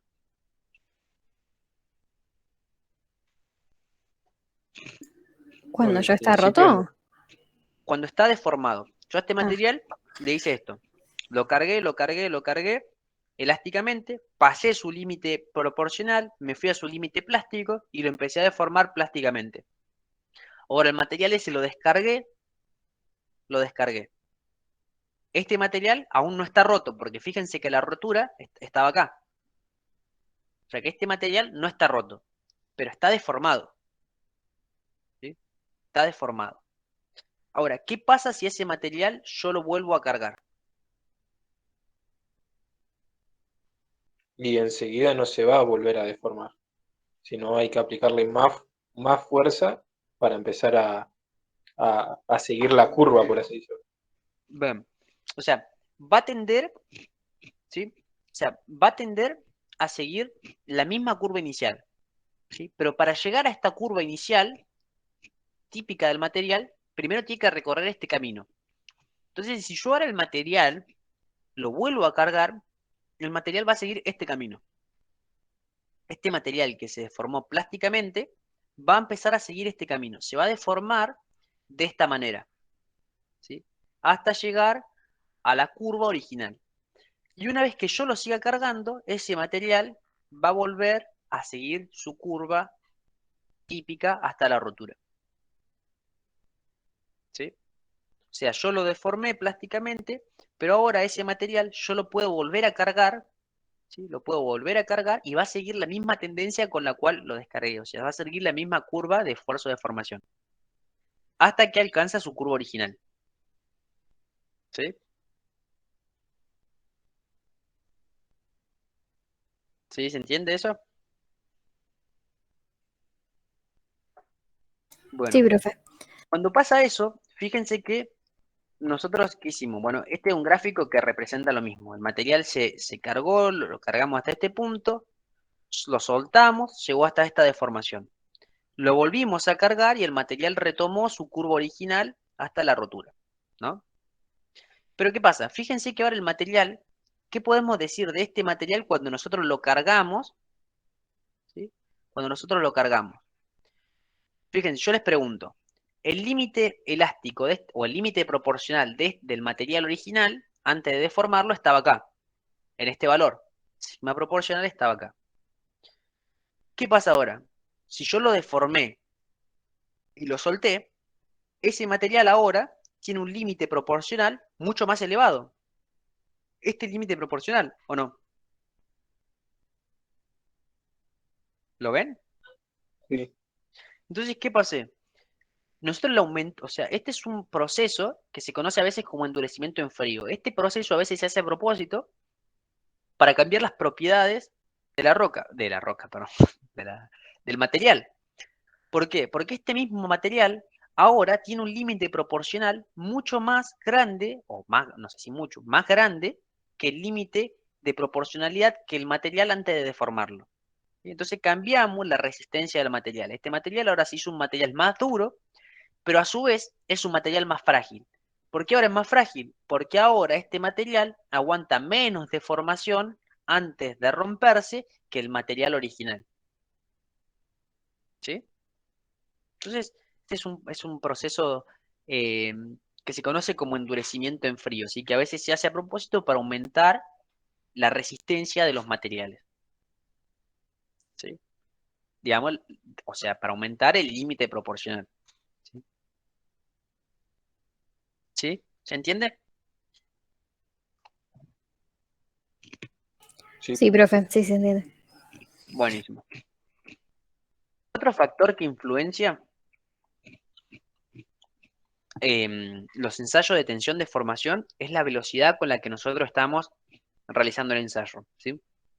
Nosotros, o sea, ¿qué han visto en la teoría? Para nosotros, ¿cómo son este tipo de ensayos? ¿A qué velocidad se realizan? Y son isostáticos. Y en realidad son cuasi estáticos. ¿Qué queremos decir Claro, con claro. cuasi estáticos? ¿Qué queremos decir?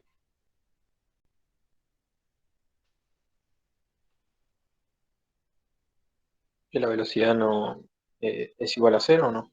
Sí, básicamente es eso, es que la velocidad en realidad no es cero, pero es prácticamente cero. Es casi, cuasi estático, es casi estático. Casi sin velocidad, lo podemos decir. ¿Sí? O sea que lo estamos realizando de manera muy lenta. ¿Por qué de manera muy lenta? Porque si lo hacemos de manera lenta, nosotros le damos tiempo al material de que se vaya reacomodando, ¿sí? O que vaya reacomodando sus moléculas y vaya alcanzando su equilibrio de deformación, digamos, ¿no? Si nosotros lo hacemos muy rápido, acá hay un gráfico que muestra un gráfico de tensión de formación en el que nosotros realizamos una carga de manera muy rápida. Por ejemplo, si nosotros hacemos la elevación de tensión de 0 al punto S de manera muy rápida, sin darle tiempo a las moléculas que se reacomoden, si nosotros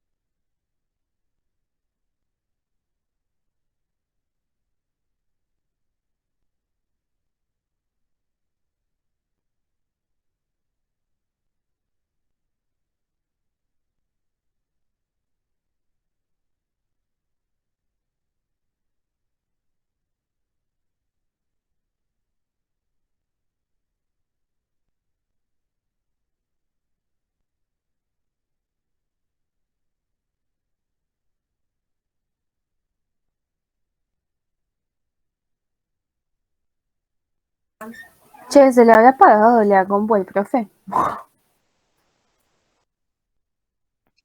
Hola. Ahí volvió. Sí. Chicos, se me acaba de cortar la luz. Ay, qué mala onda. ¿Viste? Yo había dicho algo. Sí. ¿Se escuchó cuando dije que se cortó la luz? No, profe, directamente te quedaste callado. O sea, No. literal parece que se trabó y te fuiste, desapareciste. Sí, se cortó la luz, así que me conecté el celular para avisarles. Así que no, o sea, no tengo wifi para unirme de la compu, así que ¿les parece que lo terminemos la clase que viene? Sí, profe, por mí Sí, no hay problema. Sí, sí. no hay drama.